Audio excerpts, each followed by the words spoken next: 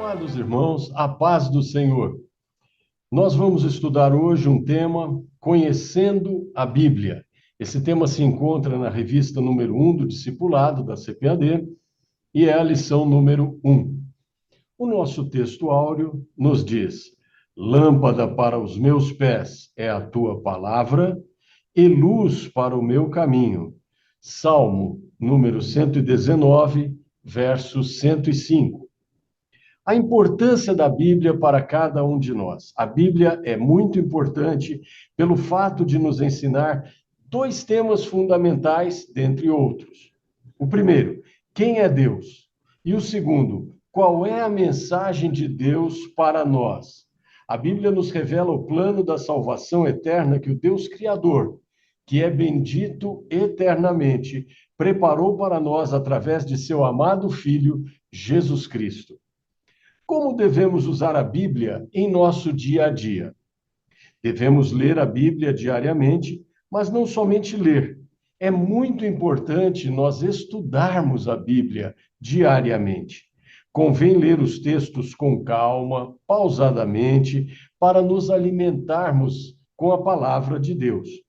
Devemos memorizar a sequência dos livros do Antigo e do Novo Testamento, utilizando o índice da nossa Bíblia. Depois de cada leitura, pense naquilo que você leu. Pense em como a palavra se aplicou às pessoas que viveram naqueles dias e como ela se aplica a você, à sua vida, hoje. É bastante conveniente seguir um plano de leitura da Bíblia, para que você possa lê-la toda em 1 ou 2 anos e não parar. Ou seja, depois de ler a Bíblia toda uma vez, lê-la pela segunda, pela terceira vez e assim sucessivamente. O que a Bíblia é? A Bíblia é a palavra de Deus. Ela não apenas contém a palavra de Deus, ela é a palavra de Deus. Ela é inerrante, inequívoca, sempre se cumpriu e sempre se cumprirá. Vamos ler juntos um versículo maravilhoso, Josué, capítulo 23, versículo 14. E eis aqui eu vou, hoje, pelo caminho de toda a terra. E vós bem sabeis com todo o vosso coração e com toda a vossa alma, que nenhuma só palavra caiu de todas as boas palavras que falou de vós o Senhor, vosso Deus. Todas vos sobrevieram, nem delas caiu uma só palavra.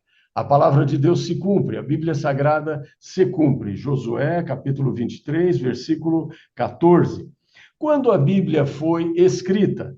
A Bíblia está dividida em Antigo Testamento e Novo Testamento.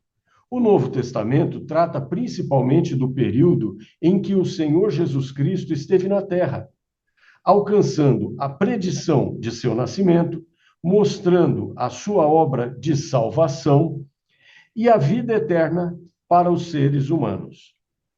O Antigo Testamento compreende o período da criação do mundo até os dias que antecederam o período interbíblico, ou período intertestamentário, após o qual se inicia o Novo Testamento.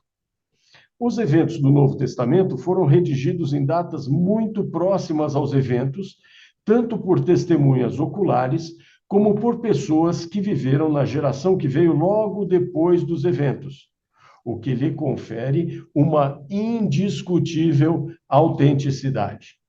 O Antigo Testamento foi escrito durante o longo período em que ocorreram seus fatos. O consenso é que a Bíblia toda tenha sido redigida em aproximadamente 1500 anos. Por quem a Bíblia foi escrita? A Bíblia foi escrita por aproximadamente 40 pessoas em diferentes épocas e em diferentes locais e culturas. Seus escritores tinham diferentes níveis sociais e econômicos, diferentes experiências de vida, diferentes profissões e também viveram em contextos diferentes. A inspiração da Bíblia. Apesar de todas as diferenças mencionadas anteriormente, no qual falamos a respeito dos escritores da Bíblia, no tópico em que falamos agora mesmo sobre os escritores da Bíblia, a mensagem da Bíblia é perfeita em unidade e harmonia. Isso se deve ao fato da redação da Bíblia vir diretamente de Deus. O Deus maravilhoso revelou o seu plano aos escritores da Bíblia em suas épocas. O plano da salvação da humanidade, revelado diretamente por Deus aos escritores da Bíblia, teve a supervisão direta e completa do Senhor Deus. Ele inspirou toda a escrita. Essa é a razão pela qual a Bíblia se cumpre sempre de forma total e completa. Em que idioma a Bíblia foi escrita? O Antigo Testamento foi escrito em hebraico e algumas de suas partes foram escritas em aramaico, que era uma língua antiga. E o Novo Testamento foi escrito originalmente em grego. A tradução da Bíblia para o nosso idioma, para o português. A Bíblia foi traduzida para o idioma português pela primeira vez por João Ferreira de Almeida, que foi um pastor e teólogo. Ele nasceu em Portugal em 1628 e morreu em 1691 e recebeu a sua educação teológica na Holanda. Fez a sua tradução em etapas, começando aos 16 anos de idade, em 1644. Em 1670, também continuava dedicado a esse trabalho e em 1819 foi publicada a primeira edição da Bíblia em português, de Gênesis a Apocalipse. Vamos falar um pouquinho agora sobre os pergaminhos ou rolos do Mar Morto. Através de um minucioso trabalho de escavações, vários pergaminhos foram descobertos em cavernas nas proximidades do Mar Morto e do Wadi Qumran. Como datam de um período anterior à invenção dos livros, na forma como os conhecemos hoje, os escritos eram feitos em documentos longos, de couro ou papiro, e eram enrolados em varas redondas com a finalidade de facilitar o seu manuseio e guarda. Quanto aos manuscritos, a excelente obra de Ralph Muncaster, Examine as Evidências, em suas páginas 182, 183 e 210, nos fornecem informações excelentes que mostram a abundância de manuscritos bíblicos em número muito superior ao de obras seculares amplamente aceitas pela sociedade. Vamos comentar, queridos, esse ponto? A obra mencionada é essa obra, Examine as Evidências, de Ralph Muncaster, editada pela CPAD, Casa Publicadora das Assembleias de Deus.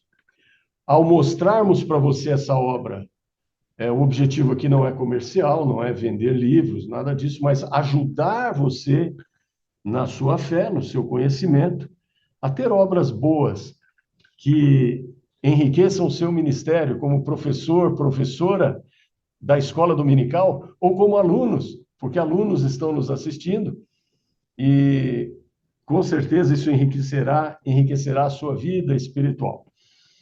Falando dos manuscritos, antigos manuscritos do Novo Testamento. Atualmente, depois de 2000 anos da época em que o Senhor Jesus veio a esse mundo, a essa terra, temos um número extraordinário de manuscritos antigos do Novo Testamento ainda existentes, cerca de 5.700 manuscritos. Isso é verdadeiramente notável, considerando a perseguição inicial que visava destruir esses registros. Essas cópias existem em diferentes formas, formatos e línguas. Então, vamos começar a comentar os antigos manuscritos existentes, de acordo com a língua. Nós temos manuscritos em grego, da Vulgata Latina, em etíope, eslavo, armênio e outros, totalizando aproximadamente 24.000 manuscritos nesses idiomas, sendo que no grego, como comentamos, são 5.700. A proximidade dos registros do Novo Testamento com a ressurreição do Senhor Jesus Cristo também é muito importante. Os registros mais antigos fazem parte da época das testemunhas oculares. Muitos outros fazem parte de uma ou duas gerações posteriores apenas. Dois importantes critérios ajudam a assegurar a confiabilidade do texto. Primeiro, o grande número de manuscritos consistentes. E segundo, o fato da data dos primeiros manuscritos ser próxima dos eventos. Isso faz com que sejam favoravelmente comparados a outros documentos da antiguidade, que são geralmente considerados históricos. Então, por exemplo, a obra de Homero, a Ilíada, tudo isso está aqui nesse livro, ok, queridos? Nas páginas que mencionamos. Páginas 182, 183 e 210, ok?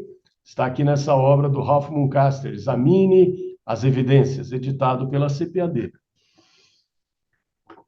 A obra Ilíada, de Homero, tem um número razoável de manuscritos, 643 manuscritos, que foram redigidos 400 anos após os eventos, o manuscrito original. Decorreram-se 400 anos ali, desde o evento até a redação do manuscrito. Heródoto, História, 8 manuscritos, redigidos 1350 anos, decorridos do evento até a redação do manuscrito original. Platão, por exemplo, 7 manuscritos, redigidos 1300 anos após os fatos. Interessante, não é, queridos? Platão é tão citado, tão comentado, não é? Apenas 7 manuscritos. E vamos adiante. César, Guerras Gálicas, 10 manuscritos, redigidos 1000 anos após os fatos. Lívio, História de Roma, 19 manuscritos, datando de 1000 anos após os fatos, mais um manuscrito parcial com 400 anos, sendo redigido 400 anos após os eventos. Tácito, uma obra de Tácito, 20 manuscritos, 1000 anos após. Plínio, História de Plínio, 7 manuscritos, redigidos 750 anos após os fatos. Agora, o Novo Testamento, observe, 5.700 manuscritos, redigidos apenas 50 a 225 anos após os fatos. Perceba isso, que interessante. Imagine alguém contar a nossa história, o que estamos vivendo hoje, no nosso mundo, no nosso país, ou na nossa cidade, ou na igreja onde você serve a Deus, contar isso daqui a 1000 anos, contar esses fatos daqui a 1300 anos. A precisão vai se perdendo nessa transmissão oral, as pessoas transmitindo umas às outras as informações. Isso não acontece com o Novo Testamento, porque ele foi redigido em uma data muito próxima aos eventos, por testemunhas oculares ou por pessoas da primeira e segunda geração, da primeira e segunda gerações, logo após os eventos. Ou seja, 50 anos, 225 anos após, de 50 a 225 anos após os eventos. Isso confere ao Novo Testamento uma grande confiabilidade. Citações do Novo Testamento feitas pelos primeiros líderes da igreja. Então, aqui o autor, Ralph Muncaster, comenta: Justino Mártir, Irineu, Clemente de Alexandria, Orígenes, Tertuliano, Hipólito e Eusébio. Esses homens viveram do ano 100 até o ano 340 depois de Cristo, depois da vinda do Senhor Jesus. E eles fizeram juntos mais de 20.700 citações aos evangelhos e a Atos dos Apóstolos. Observe, isso é muito importante. Pessoas que viveram do ano 100 ao ano 340, líderes da igreja, fazendo mais de 20.700 citações aos escritos, aos originais do Novo Testamento. A esses 5.700 originais do Novo Testamento, somente aos evangelhos, os 4 evangelhos e Atos. As cartas, eles fizeram mais de 14.900 citações das cartas contidas no Novo Testamento. Do Apocalipse, fizeram mais de 600 citações do Apocalipse. Juntos, de todos os livros do Novo Testamento, eles fizeram mais de 36.200 citações. Ou seja, pare um pouquinho para pensar. Você tem obras famosas, como a obra de Homero, a Ilíada, você tem escritos de Platão, todos escritos com 400 anos, 1.300 anos, 1.350 anos após os fatos. E você tem o Novo Testamento redigido de 50 a 225 anos após os eventos ali retratados. São datas muito próximas, quando você compara com os livros que nós aceitamos como históricos, não é? Quem é que vai dizer que não existiu um Platão? Todos nós aceitamos, porém são apenas 7 manuscritos, mas do Novo Testamento que está nas suas mãos, são 5.700 manuscritos. As obras de Platão, por exemplo, como mencionamos, redigidas 1.300 anos após os fatos, enquanto o Novo Testamento foi redigido de 50 a 225 anos após os fatos. Maravilhoso, maravilhoso. Nós não estamos aqui desqualificando nenhuma obra secular, nós não estamos aqui fazendo qualquer crítica, estamos ressaltando a confiabilidade do Novo Testamento, da Bíblia Sagrada, por ter sido escrito, redigido, pouquíssimo tempo após a ocorrência dos seus fatos, após os seus fatos terem acontecido. E aqui, finalizando esse breve comentário, nós vemos esses líderes da igreja que viveram de 100 a 340, ao ano 340. Justino Mártir, por exemplo, viveu do ano 100 a 165, Irineu de aproximadamente 120 a 202, Clemente de Alexandria de 150 a 216, Orígenes de 185 a 253, Tertuliano 155 a 220, Hipólito 170 a 236, Eusébio de 260 a 340, ou seja, eles viveram no período do ano 100 até o ano 340 e fizeram juntos mais de 36.200 citações ao Novo Testamento. Glória a Deus. Você e eu temos um Novo Testamento fidedigno, uma bênção de Deus para a nossa vida. Muito bem, queridos. Como localizar textos na Bíblia Sagrada? Nós estamos em classes de discipulado, com muito prazer, com muita alegria. Somos professores, você e eu somos professores, pela graça de Deus, em classes de discipulado. Amamos essa obra e devemos ensinar aos nossos queridos alunos como manusear a Bíblia, como encontrar na Bíblia os textos durante as nossas aulas. Muito bem, é importante que aqueles que leem ou estudam a palavra de Deus conheçam o índice da Bíblia. O primeiro passo para localizarmos um texto bíblico é nos dirigirmos ao índice da nossa Bíblia. A Bíblia é dividida em livros e cada livro tem os seus capítulos e cada capítulo possui os seus versículos. Assim, é recomendável que, para localizar uma passagem bíblica, o aluno, o leitor ou estudante da Bíblia busque primeiramente o índice de sua Bíblia. Veja em que página de sua Bíblia se encontra o livro mencionado e localize, então, o capítulo desejado e, em seguida, o versículo ou versículos desejados. Muito bem, com o passar do tempo, é possível memorizar a sequência dos livros da Bíblia e localizá-los sem precisar do auxílio do índice. Porém, convém ressaltar que não há nenhum problema em se consultar o índice sempre que necessário, principalmente quando se tratar dos livros que possuam poucos capítulos, os livros mais breves, os livros mais curtos da Bíblia Sagrada, ok? Utilizando o exemplo da revista do professor para essa lição, lembrando que essa é a primeira aula da revista número 1 do discipulado da CPAD, Casa Publicadora das Assembleias de Deus, e nós queremos, então, ensinar, comentar, como é que eu vou ensinar o meu aluno, não é? A revista do professor traz exemplos bastante úteis. Por exemplo, Romanos 10.5. O que significa? Significa a carta do apóstolo Paulo aos Romanos, capítulo 10, versículo 5. Romanos 10.5,6. O que significa?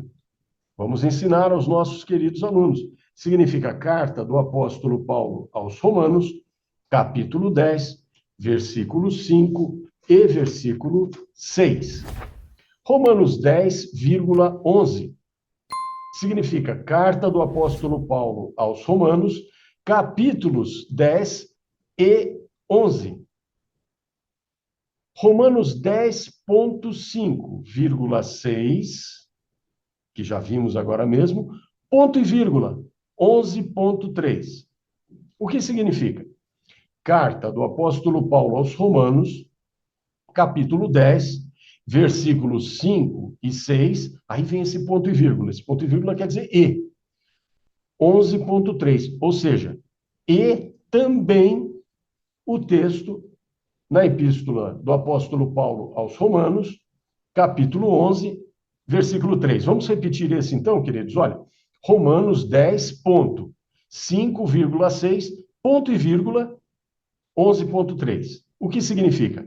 Carta do apóstolo Paulo aos Romanos, capítulo 10, versículos 5 e 6, e também capítulo 11, versículo 3. Romanos 10,1-5. Significa carta do apóstolo Paulo aos Romanos, capítulo 10, versículos 1-5. Romanos 10-12. Carta do apóstolo Paulo aos Romanos, do capítulo 10 até o capítulo 12. Romanos 10,5a. Significa carta do apóstolo Paulo aos Romanos, capítulo 10, a primeira parte do versículo de número 5.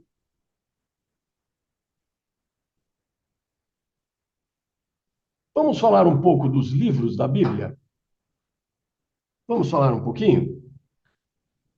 Queridos, a Bíblia tem 39 livros no Antigo Testamento e 27 livros no Novo Testamento, perfazendo um total de 66 livros.